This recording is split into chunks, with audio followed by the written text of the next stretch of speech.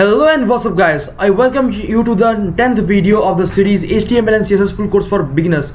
So today in this video I'm going to show you how can you add images to your website in HTML.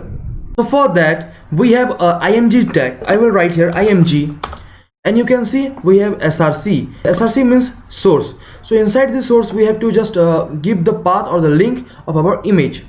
So if you want to use an online image, and you can see I have just searched an image that is a forest image, and just click or right click over it and open it in a new tab.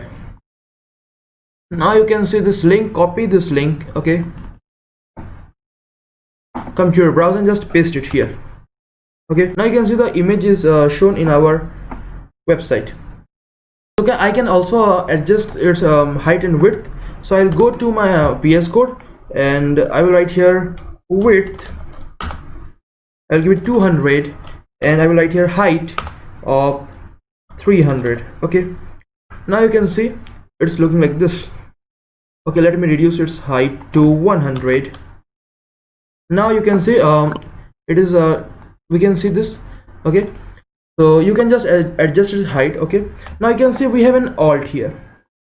So alt means alternate. Okay, you can see this source. If this image does not loads, okay, then we want to show some text. Okay, let me show you. If I will write here error in loading image, just like this, and if I will change this, I will just remove this much.